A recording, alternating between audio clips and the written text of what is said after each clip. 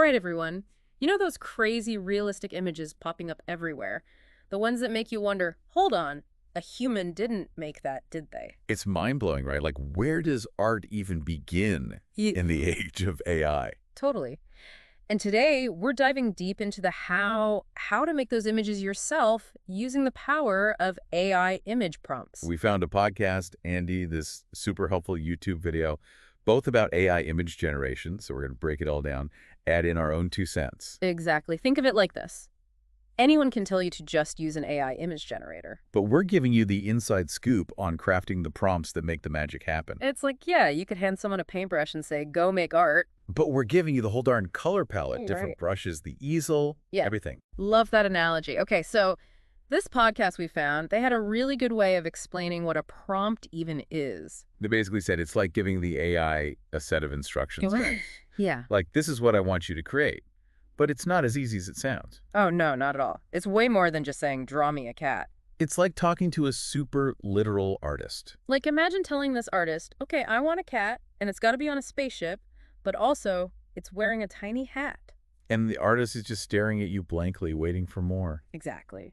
That's where knowing how to speak AI comes in. That's prompt engineering. And this podcast, they actually had a whole formula for it. Yeah, and I think it's super helpful for breaking down the process, especially for beginners. Totally. They start with the main subject, like the star of your image. Could be anything. A majestic dragon, a futuristic cityscape. Whatever you can dream up. But then they say you got to set the scene, give it context, like, is this dragon flying over a fiery volcano or chilling in a magical forest? Oh, and get this, you can even specify the art style. Yeah. Want it to look like a Picasso or something? You can literally type that in. The podcast even had this example where they said, in the style of Van Gogh, and the AI nailed it. It's wild, right? Like, this AI has basically absorbed the entire history of art and can replicate it on command. Talk about a superpower. Okay, so we've got our subject, our setting, our style, but how do we make it come alive? That's where those juicy visual details come in. And this is something the YouTube video hammered home. Use those adjectives. Don't just say blue sky, say azure sky with wispy clouds. Paint a picture with your words. Absolutely. And don't forget about lighting. Is it a soft morning light or maybe harsh shadows from a setting sun? That can completely change the mood. Okay, so it's like we're directors now, using words to orchestrate this whole visual masterpiece. I love that way of thinking about it. But there's a balance, right? You can't just throw every single detail at the AI. Yeah, the podcast called that the Goldilocks zone. Not too vague, not too specific, but how do you find that sweet spot? Experiment. Start with the core elements and then play around, see what happens. That makes sense. For the longest time, I thought prompts had to be perfect on the first try. Oh, no way. This podcast really drove home the idea that it's all about iteration, like drafting and redrafting a story. So you're saying even the pros don't just magically nail it every time? Nope. It's all about trying things out, seeing how the AI responds, and then refining your approach. Just like any creative process, really. It really is. And it makes me think of that point about quality over quantity from the YouTube video. Oh, yeah. It's not about spamming the AI with a million different prompts. It's about crafting that one really good one. Exactly. It's like, think about painting again. You wouldn't just throw a bunch of random colors on a canvas and call it a masterpiece. You've got to be intentional with each stroke. Right? Exactly. Each word in your prompt is like a brushstroke, guiding the AI towards your vision. Okay, that makes sense. But then, how do you keep things consistent across multiple images? Say you're building a whole world, a graphic novel or something. Ah, the age-old quest for visual consistency. That's where those details become even more important. It's like, imagine you're commissioning a portrait from an artist. You wouldn't just say, paint me a person with brown hair, would you? Definitely not. Yeah. You'd give them specific details, right? Like the shape of their eyes, any distinguishing features. Maybe they have this funky birthmark or something, and you want to make sure the AI gets it right every time. Precisely. It's like creating a character sheet for a movie with all the little details. And instead of giving it to the costume department, we're feeding it to the AI. That's so cool. Right. And what's even cooler is that you can control even more than just physical appearance. Yeah. You can specify things like lighting and camera angles. Wait, seriously? So I could say something like, I want this character lit by candlelight, and the AI would understand. Yep. It can totally do that. You have so much control over the atmosphere and mood of the image. Wow, it really does feel like we're directing a whole movie shot by shot, but with words. I gotta say, this is a lot to wrap my head around. for sure. It can feel overwhelming at first.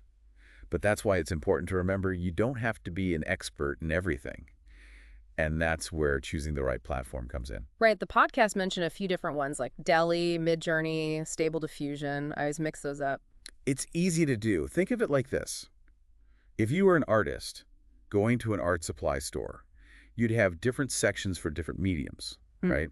Oils, watercolors, charcoals. So each AI platform is like a different section in the art supply store. Okay, that makes more sense. Exactly. DALL, that's your go-to for super realistic, almost photorealistic stuff. And what about MidJourney? I've seen some cool stuff made with that. MidJourney, yeah. That one's got that more dreamy, artistic feel. It's great for landscapes and more abstract concepts. And Stable Diffusion, that one's more for what was it? Stable Diffusion is really cool because it gives you even more control over the nitty-gritty details. Like if you really want to fine-tune textures and things like that. So it's all about finding the right tool for the job. Or, in this case, the right AI for your artistic vision. Exactly. Don't be afraid to experiment. Try out different platforms and see what works for you. That's part of the fun. It is fun, but all this talk about technical stuff, at the end of the day, it's got to be about more than just making cool pictures, right? Totally. We can geek out over prompts and platforms all day long, but without that deeper meaning, what's the point? Exactly. And that reminds me of what the YouTube video said about giving your audience value. Yes. It's not just about flashy visuals. It's about connecting with people on an emotional level, telling a story that resonates. Remember those photos that make you stop scrolling? The ones that just grab you? It's not just about the technical skill, it's that spark, that emotion. Exactly. And that's what we're aiming for with AI art, too. Okay, so how do we do that? Can we really inject that kind of soul into something that's essentially made with lines of code? That's the million-dollar question, isn't it? And I think it goes back to that human element. AI is a tool, yeah, but we're the ones steering it. Exactly. Our experiences, our emotions, our unique perspectives, that's what breathes life into it. So it's not about AI replacing human artists. It's more like we're becoming storytellers in a whole new medium. Exactly. We're collaborators, working alongside this incredible technology to push creative boundaries. It's kind of blowing my mind, but it does make me wonder, where does it all go from here? I mean, were we going to have AI-generated movies, comics, video games? Who knows what the future holds? But here's the thing. No matter how advanced AI gets, it's on us to use it wisely. We've got to focus on the human element, the stories we choose to tell. Okay, that's a good point. So for someone listening who's thinking, all right, I want to try this AI image thing, where do they even start? Honestly, just dive in. Yeah. Don't get bogged down by the technical jargon or feel like you need to be an expert on day one. Find a platform, play around with prompts. Exactly. You learn by doing. And who knows, you might just stumble onto something amazing along the way. I love that. It's like we're all explorers out here charting this new frontier of art and technology. But speaking of exploring, there's one thing we haven't even touched on yet, and it might be the wildest part of all this. What's that? We've talked about AI replicating art styles, but what about AI creating completely new ones? Styles that have never existed before. Now you're talking. That's a whole other level. Well, like, are we saying AI can invent its own artistic movements? Because that's a deep dive I can get behind. AI inventing art styles. It's like the AI is becoming the artist, not just the tool. My head's spinning a little bit. Right. It throws that whole debate about what is art out the window. We're talking about aesthetics that humans haven't influenced at all, no historical trends, no movements. It's like a whole other dimension of art. Okay, now I'm really interested. How do you even start prompting something like that? Do you just type in "surprise me, AI"? It's funny you should say that. The podcast we listened to touched on this, and I asked kind of like that. No way. So no need for those super detailed prompts. Not exactly. You still need to guide it, but you use broader concepts. Instead of saying, I want a castle with these exact dimensions. You say something like, give me a structure with textures I've never seen before. Exactly. Or, use a color palette I could only dream up. You're giving the AI a direction, a feeling, but then letting it run wild. So it's less about giving direct orders and more about setting an intention. It almost feels, I don't know, kind of spiritual, like we're summoning art from another realm. I know what you mean.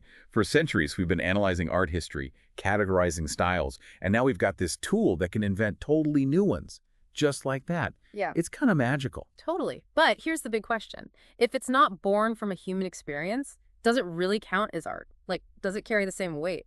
That's the million-dollar question, right? And to be honest, there's no easy answer, but I keep coming back to this. Art has always been evolving. Think about it. Cave paintings evolved into Renaissance art, then Impressionism, Abstract Expressionism.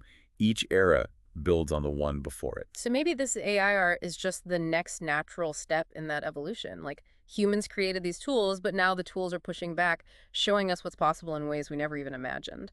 Exactly. And who knows, maybe by studying these AI-generated styles, we might unlock even more creative potential in ourselves. It's like this feedback loop of inspiration. I love that. Okay, so for all those listening who are dying to see this AI art for themselves, what's the best way to jump in? Honestly, just go for it. Find a platform that vibes with you. Start playing with prompts and see what happens. There's no right or wrong here, just pure exploration and discovery. And hey, you never know, you might just stumble upon the next big art movement.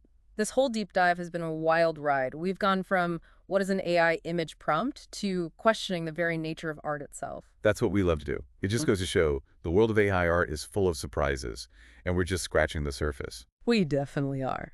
Thanks for joining us on this deep dive into the incredible world of AI image prompts. We'll catch you all next time for another exciting adventure. See you.